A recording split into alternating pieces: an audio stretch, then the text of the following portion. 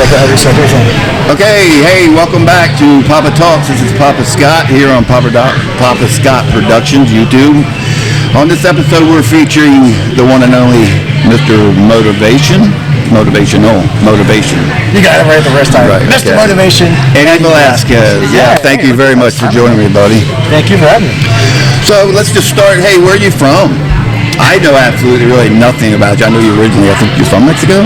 I was born here, sir. Okay. Just so you are. I know you were visiting there, that's why. Oh, okay, no, you're fine. You had that Mexican guitar, it was all cool. Well, usually every time I ask me where you're from, they usually don't expect me to say that I was born here and all that. But yeah, so I was born in Bryn Mawr, Pennsylvania. Born and raised in Bridgeport, PA.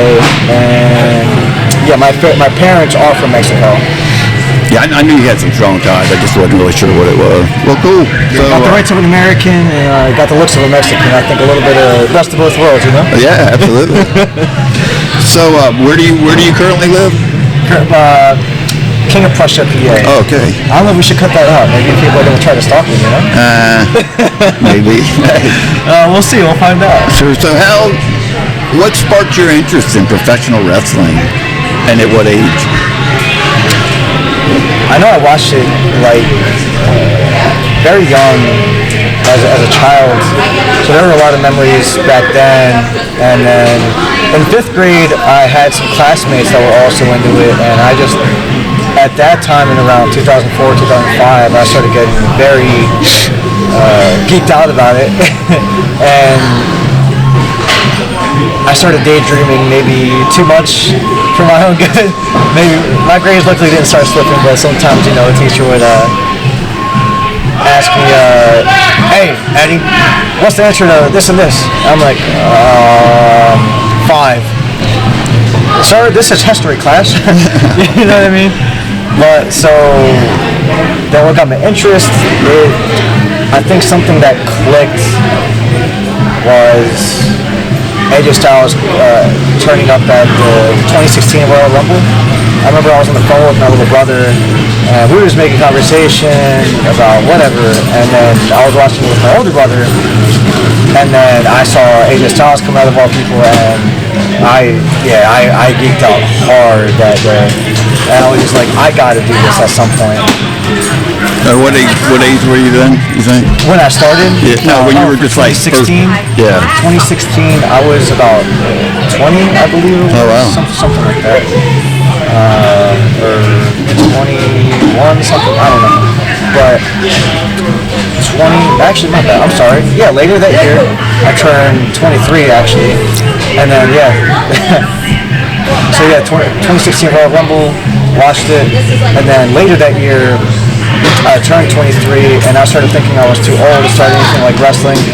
But I got in touch with some people, and luckily they were like, nah, man, if anything, you're still very young, got plenty of time. But if you really think you got less time than everyone, just gun it now. Oh, cool. And yeah, so. Where did you start training? How did you actually make the move to start to be a performer? Ooh, that was scary. I mean, I didn't know where to start. I had no clue. Right. Actually, you know what? A little funny story, if you will. When I was 16, I was heavy into Ring of Honor at the time, and going with my older brother to a bunch of shows over there. And I remember on the DVDs, they would always say, hey, if you want to get trained to be a pro wrestler, contact this number, yada yada, and I did. Oh, cool. And then they ended up asking me how old I was, and I was like, I think this is a trap. But I was honest with them, and they were like, oh, no, man, you gotta be 18. And then by the time I turned 18, I shouldn't put the blame on school, but I will for at least a little bit, just because they were always, you know, drilling college in our heads. So yeah, I went that route for a year, and then I did the Marines, and I'm getting a little off track. But anyway, so when I was 23, I ended up just Googling pro wrestling schools, and then the Ring of Honor dojo was still available.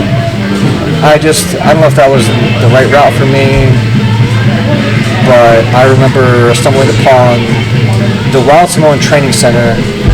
It had quite a few big names that came from there. and that put a lot of credibility in my head, and I was like, if these names came from there, I think maybe this is the spot to go.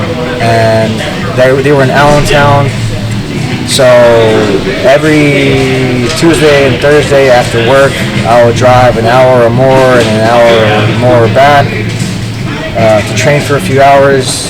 And eventually I got trained by the Wild Simones. Yeah, that's Samu cool. and Oahi Oh, nice. is the head honcho. So, how many years you been in now? Let me count. I'm with it back here. We know you weren't good in school. You already told us that. Actually, it's funny because I was pretty good at that. So I've been doing matches for about 5 years. I don't know if I can count the full 5 years, but that's also to my fault. Yeah, it's hard to. Well, my first year, actually, my second match, believe it or not, I actually had an injury. I had chronic left shoulder pain and a chest contusion. It was pretty rough, and I had to go to physical therapy. Wow. It was pretty intense. But I'm here now. Well, who you said that was your second match? Who was your first match? Do you remember that? My first match. It was actually, again, I don't know if I should say it, but he was my trainer, Richard RJR. Okay. He was my trainer. Very, very great guy. I love him. He's such a good dude. That'd be a big moment. Yeah, it was just really cool because I felt, I was nervous regardless, just because I get nervous over things that I care about a lot for sure. But knowing that at least he would be my match of all people, he would guide me and take care of me. Yeah. And there were some things I fumbled on, but he picked up the slack where he saw I messed up a little bit, and it went well overall. It got a good reaction. Sure, first match. Especially for my first match, yeah. A lot of people were like, damn, you're... Well, it's nice that you were in there with somebody that was going to take care of you, and you knew you were comfortable with that. Yeah, that too. That it wasn't a stranger, that felt... It was like when I was getting my... I'm getting off track again. But it was like when I was getting my driver's license, I was so nervous. And then he kept asking me questions, my instructor, and I kept saying, yes, sir. Yes, sir. Yes, sir. Just I kept saying, sir, after like everything. That's the whole thing we do in the military. And then he took notice of that. He was like, by any chance we're in the military? He was like, yeah, why are you doing that? And I'm like, yeah, yes, sir, I was in the military. He was like, all right, stop it. I said, yes, sir. He was like, oh, God, okay. What branch? And I was like, United States Marines. He was like, the only branch to be in, son. And I'm like, nice. I looked at him in shock, and I'm like, oh, man. That's him saying he's a Marine. Jitters all went away. I got so calm after that. Cool ride. Go on. I'm sorry. No, that's awesome. Well, just to keep in the wrestling thing, what's your finisher? So it is a running blockbuster, which I call the moto train. But also, I don't just hit it from running positions. I can hit it from quite a few versatile positions, whether it's me standing, and maybe someone's charging at me, and I can hit it out of nowhere, kind of like the RKO, or I can go off the second or third turnbuckle, get a little more air with it, and hit it from there. But it's a very versatile move, which I love about it. So. Yeah, cool. So I'm gonna take a little bit of. Let's show these folks some of your footage. We'll show you some Poppa Scott footage of Eddie Velazquez.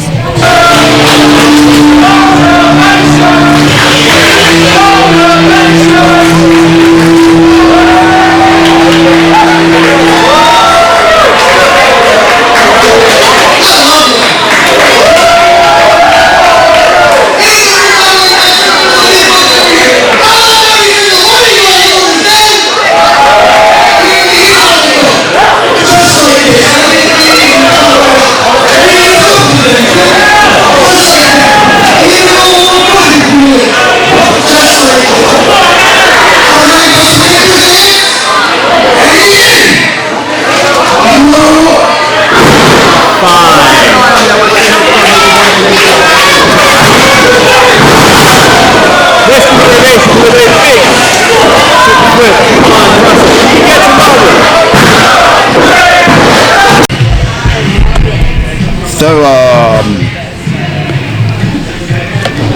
I know you're you're trained. Have you done many seminars? I'm a big guy on seminars. I like seminars. Oh, and taking some. Yeah, I was about to say. I mean, I don't give a seminar. No, I meant as far as you taking. No, for sure. Yeah, I'm not at that level yet. One day, for sure. But so quite a few seminars I've taken. One of them was Dean Malenko. That was really cool. Technical dude. He did more talking than anything, which is fine. I mean, there's a lot of things he's going through. We'll move along from that. But yeah, great to see Dean. He's a great guy. Moving to Guerrero, that was also cool, you know. he was pretty funny and some stuff, man. Yeah, Steve Carino, Ricky Reyes, Matt Sells, and Mike Kanellis. Cool. So who would you like to work in the Indies? In the Indies. I mean, do you have any guys? Can you have that list? I know a lot of workers make lists of guys. Just one or two that you might. I guess there's a few guys. Let's see here. Blanco Loco and Axon Ray. Blanco Loco goes by a few names. Sultan of the Sky and quite a few other names. Unforgettable with Axon Ray as well. They are two guys. I believe they're based in Florida. They do singles matches for sure, but right now they've been doing some tag team stuff, and they go by the tag team called Level X. And I'm telling you guys, they are. Let me put it like this: I could absolutely see these guys in like the old school TNA days of, you know, AJ Styles, Christopher Daniels, Samoa Joe. Like they're on, not right now, but I think very soon they will be on like Motor City Machine Gun type level. That's how I envision these guys. They are excellent. I would love to work either of them two. Yeah, I thought you were gonna ask. I think that, you know, names like overall. But yeah, on Indies, I would say them for sure. That'll be really cool. Very cool. So I had this written down. My number 10 question is perfect for you. What motivates you to wrestle? Just keep going, to keep plugging. I mean, does it take much effort? Yeah. I know. Did you write that just for me? No, I didn't. I'm just curious on what would help. I know it gets tough sometimes. Yeah, you know, the way I look at it now is it's a roller coaster just like anything else. Whether it's your job, your relationship, even hobbies, just anything. Or take a TV show, for example. You're not going to enjoy every single second of every single day. There's times where I almost hate this business sometimes because of some of the people that I run into that have treated me wrong, or some of the ways that some promotions run things, and whether it's about hypocrisy or just anything else that you could think of. But yeah, what motivates me is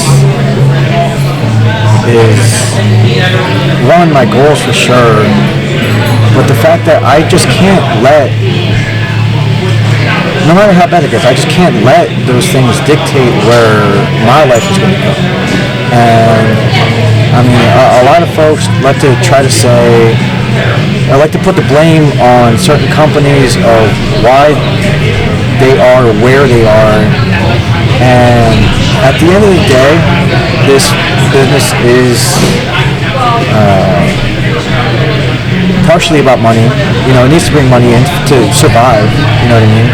There's more to it than that, of course, whether it's bringing entertainment, or doing storylines, just all the above. But at this point, I am putting more blame on myself than anything. So I'm kind of trying to let. Yeah, sorry folks, the music got a little bit loud. It's good music though. But yeah, other things outside of that, I would say is my family and how much I can take care of them, and the fact that there are goals I have beyond wrestling, and I know that if I accomplish even just some of the goals I have in wrestling, I could absolutely take what I have gained from the world of pro wrestling and take those lessons or resources and put them in those other endeavors I have outside of it, whether it's my music or writing or anything else beyond that. So goals, people I love, and yeah, just knowing I'm not going to love every single second of every day, because it's life. It's just what happens. It's always up and down. You just got to handle it, right? Yeah, absolutely. And I think once you realize that, you actually will become happier. Yeah, well, it's a maturity level. You grow. It's like anything else. You start to see the bad in something, you just have to roll with it. You can't let it eat you apart. Yeah, I mean, even us as people, like take me for example. I know I'm not a perfect person. I mean, I know that's hard to believe, but the thing is, well, you seem like you're grateful for the opportunity that you've been given. I know, I always say you're always up, you're always happy. I never seen you upset. well, I guess maybe that's something I should let the fans see a bit more, because it's not me trying to be fake, it's just, I think no one wants to show that bad side.